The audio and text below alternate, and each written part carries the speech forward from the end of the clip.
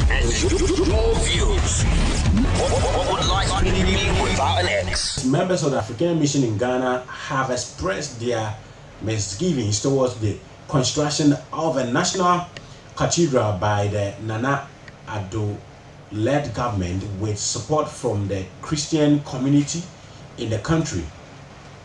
The cathedral, which is part of the main projects outlined in accordance with the celebration of Ghana's Diamond Jubilee, is expected to serve as a national place of worship and a place to hold important religious ceremonies.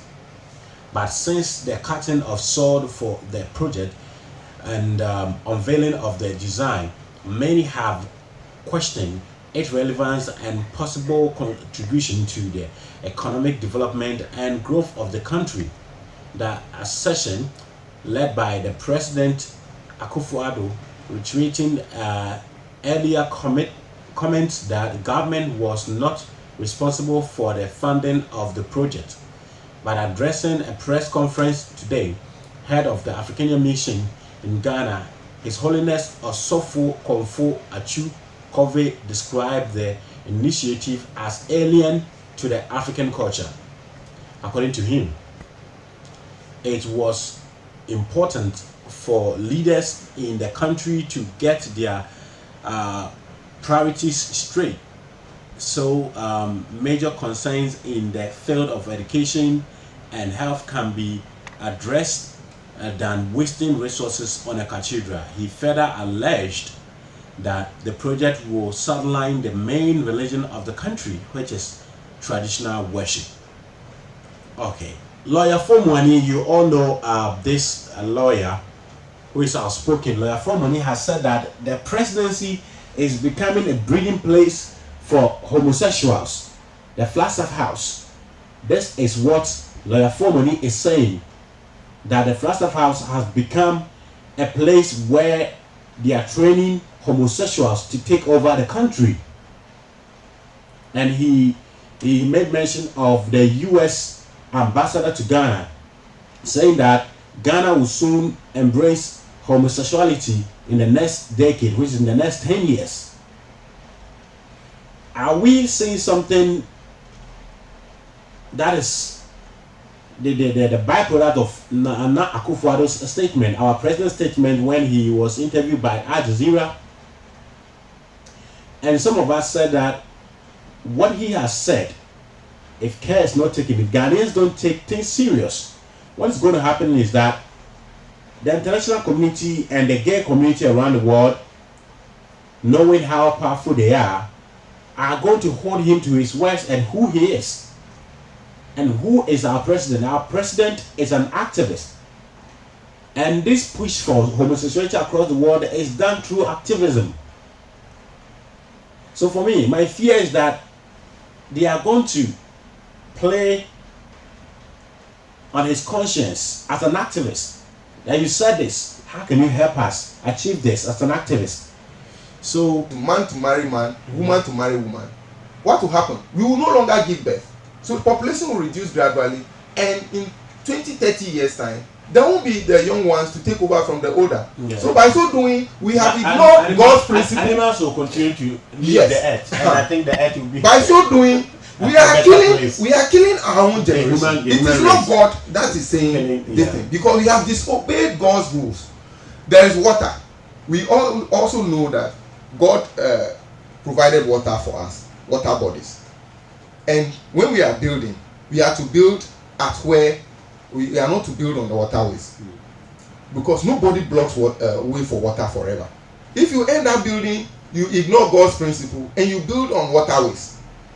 What will happen? When you suppress the water for so long, there will be flood. When flood happens, the people in the area, water does not know human being. It doesn't know that this person is a human being. So if there's a flood, it will kill all the people. It doesn't mean God came to kill you. It is your disregard for God's principles that washed away your system.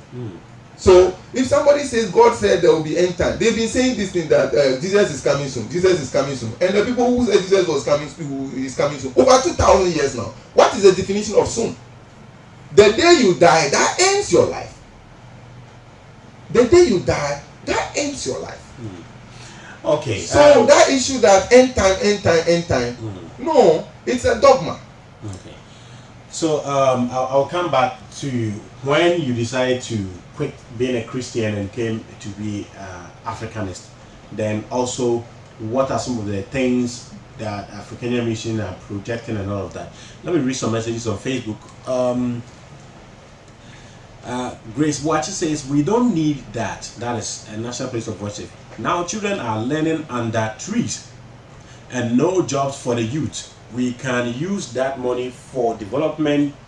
Churches in Europe and America are all charity organizations. They pay taxes and are being monitored. They use part of the monies to help their communities, like homeless families and old people. Okay. Oh me, pay me. That's somebody's name. Oh me, pay me. Go to the Middle East and check for yourself. If there is no national place of worship, go to Qatar and see for yourself. It is only the Muslims that don't join other religions to worship. Masa, travel and see. Okay, so people are actually debating here as to whether we need a national cathedral or not. Okay, I'll come back to give you more information on that, more comments on those things. But now let's come to you. You as the national youth chairman for the Afrikanian Mission. It's it's not palatable, it's not romantic, it's not appealing for a young man to say that I don't believe in Jesus, I'm not a Christian. In which year did you stop being a Christian and what sparked that? Thank you very much for the question. I could say that I was an ardent Christian. Which church? The Roman Catholic Church. Oh, okay. I went through the Catholic system right from infancy to senior high. There were a lot of, I was very instrumental at church, and there were a lot of things that I always ask questions about to know about. Until one day I asked a question, and by so doing too, my grandmom had been very instrumental in my state of mind now, and I'm very happy in the state because all questions when I was in Christendom that could not be answered, those answers revealed to me, and I get the meaning, and I know what God is, who God is, and when is God, and all those things I know. So my mind is so stable. I no longer ask questions and things, so I'm no longer living a life of uncertainty, or you are not sure of how you are and all those things. Hey, what is this about? What is this question about? And all. I no longer question. So because you understand now. Yes. So I asked a priest a question one day, and till now I have so much respect for Catholic priests. I have so much respect because they go and they study and they know, and they have rules and regulations that they strictly go according. And you cannot have a Catholic priest that says this diocese or this branch of a Catholic church belongs to me. Yeah, they are restricted. They go according to laws.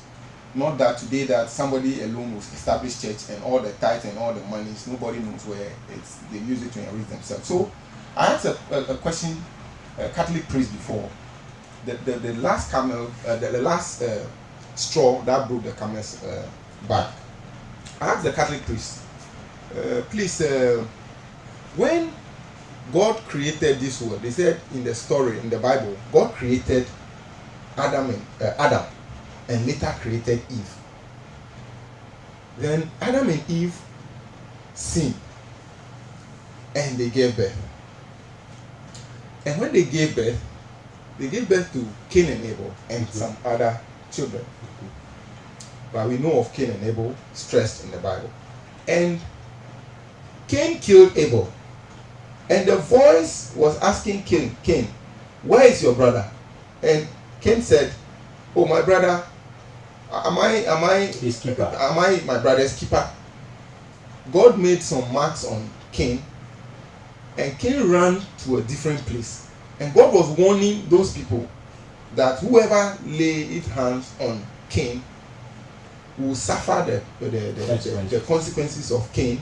Seven like generations to this, because the guy is sinful, he has killed, and whoever killed, it means the punishment meant for Cain, that person will come to the person, and generations will suffer through that.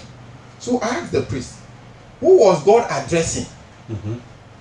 If Adam and Eve gave birth to Cain and Abel, and one is dead, meaning they are now three.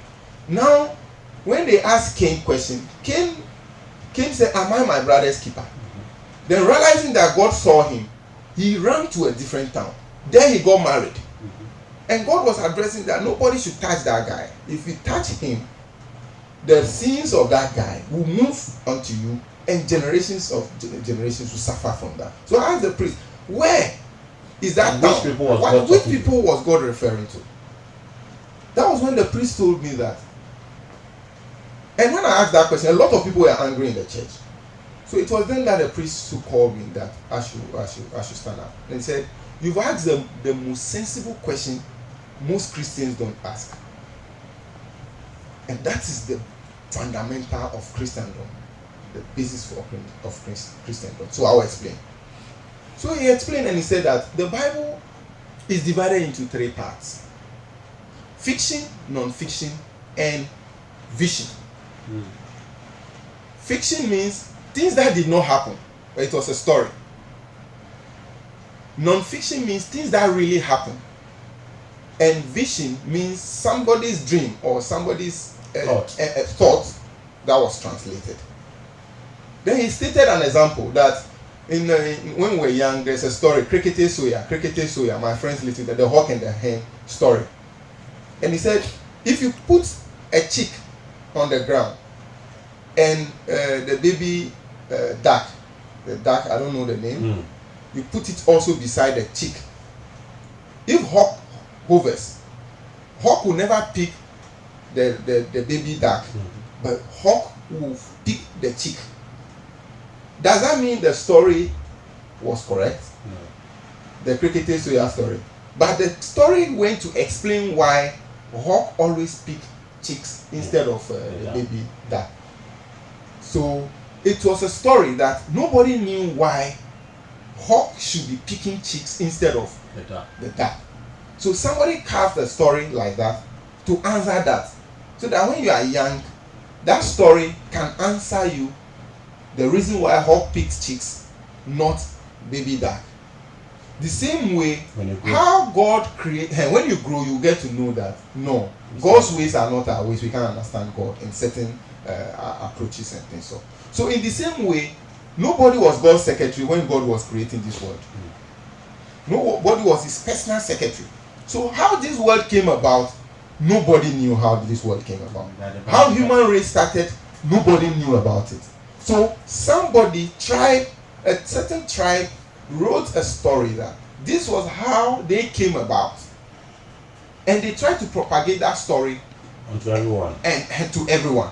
Because I know of a creation story of either the Igbos or the distance in Nigeria. They have their story that this was how they came about. They said God lowered a ladder, two angels, male and female, to come lower the ladder onto earth. So the angels climbed the ladder and they got to earth. They multiplied, they gave birth. The male, they had sex and then they gave birth. That is why they are always fair. There's one tribe in Nigeria, that they are always fair. I don't know if they are the Igbos or they are the Igbos. Yeah. So from there, the angels gave birth. They gave birth in numbers on earth. When they were up to and they realized that this is enough, then God lowered the ladder again and they climbed it and left back to heaven, giving birth on earth. That the angels left behind, the male and the female angels left behind. They kept on marrying each other and they multiplied. So Igbos can also decide that, oh, this is a nice story, this is how we came about. So let's write it in a book and propagate. Okay. I think our time is almost up.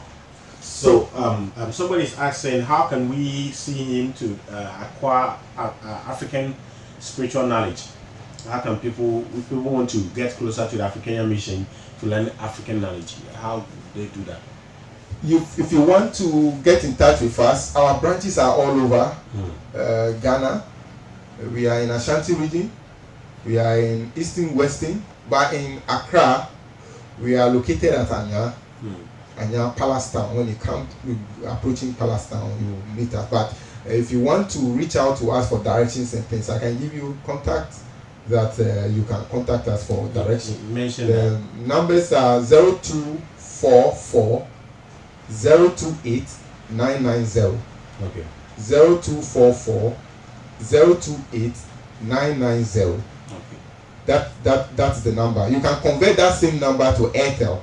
Okay. 0264 0264 028 990. Okay. You get us for direction, then we will take you there. We have books. So yeah, okay. So what are some of the activities that the Afrikanian Mission is embarking in Ghana to let people come back to the African way of life? Thank you very much. Afrikanian Mission, we first want to say that the only way to the only approach that makes us dehumanize, we look inferior, is from the mind, the religious practice that so we have to convert our tradition into a form of worship where we can also gather Sundays and pray to God in the African way. So what we're doing now, we're having worship centers in various places where we've designed our own traditional way of doing things, spirituality, and then understanding of God into a way of worship where we gather Sundays to worship. Then what we're trying to do now is that once we are able to get people reneged from this dogma of Eurocentric approach to things, then we can use the same worship centers to establish educational centers. There's a way we have to find the definition, the meaning of education and schooling. What we're doing in Ghana is schooling. What we're doing in Africa is schooling. So I sometimes say in African tradition, we normally say that we should have minister, we should either decide minister for education or minister for schooling. Because all that he says every day is pertaining to schooling. It's not education. Because we know that education begins from the mother's knee. So we want to establish, we would like to, when we get a certain quantum of branches, then we can use the branches to establish educational centers. By so doing, when you taste schooling in the Eurocentric approach that we are using in Ghana, then you can also taste it in the African way. That is the only way we can develop. Because when you understand right now, currently they are saying ADB is performing below belt. But you can, if you go to ADB now, we have a lot of chartered bankers. We have a lot of serious economic analysts. We have chartered accountants. We have people with so much experience in our schooling system that are manning ADB. But ADB is collapsing. Bank for Housing and Construction collapsed under the watch of the current senior minister, who was then a staff. Where the extent of schooling that we are going, is it not meant to save and then to manage our resources? Mr. Papa, I think there are a lot of things that we want you to come next week. Then we'll talk about the education system, the African way. Definitely. So before you go, your final words to your members out there and Ghanaians and the president. Yes, thank you very much. The president is our president. Is the supreme spiritual healer of this country, because that's how you see him. That is it, because we voted him and given our powers. We have all given our powers to him. So at all times we must seek the best interests of our president. The same way we must safeguard and protect our president in terms of vision-wise. That's why we're saying that we are behind him fully as Afrikanian Mission. Where we think he might go wrong, to favor others. And because you can't give birth to children and like some and dislike some, so we are just stepping on his toes to just receive. If Christians are doing their thing, fine, and they invite him, he can go there. We have no problem. But to see him championing, that it will create some chaos, because brothers Muslims will also say there should be national mosque built for them. We will also say Hindus will also say national temple. By so doing, we will spend most of our resources building temples, and a lot of it. Yes, nothing will come out of it. So we thank the president for how actively he's been involved in managing the affairs, but we are not all that satisfied with some of the approaches. So we wish him well, and we are strongly with him. My regards to the fellow Africanians. For now, we say Afrikanian mission or African tradition is not attractive because most of the brains have been stolen by this Eurocentric approach. Everybody wants to be in Thai. Everybody wants to work in an air-conditioned room. Meanwhile, Africa, we don't need air conditioning. We don't need air conditioning. But in some spaces you need it. Like the studio. Without it, it will be difficult the machines itself will burn up. The issue is that when you go to technology, if every technology that we import, we are to add African factor to it, there will be computers that when they are shipping to a temperate zone, they will program them in a condition that will not need air condition because it's coming to a temperate zone. Understand? Let's go to your greetings. We are happy. Every Afrikanian member is doing a lot of sacrifice for Mother Africa because it is from the look of things, Afrikanian mission or African tradition is not attractive. But we know there are a lot of good things in it. So it's a struggle to bring back smiles onto the face of Africans. So I salute all Africanians for the sacrifice they're doing, their contributions, no aid from anywhere. No money from, but all Christian institutions receive money from outside and all churches collect collections or offering from your collection.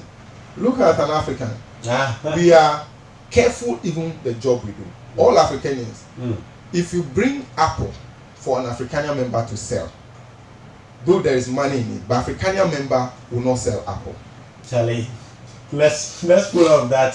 Next week we're going to be here. So we salute all the head of the mission, His Holiness Sofokomfo Achukova, and all the priests across board and members. We thank you all, and we also thank X Live for the opportunity. We will be happy if you call on us. We're able to educate the public so that we can go back to our roots and pick the nicest things. All right. Yeah. Thank you. He goes by the name Fafa. There's a lot of topics that he's mentioned that we're going to treat them one after the other. This has been Good Morning Africa here on X Live Africa. Your views, and your views. What would life be without an X?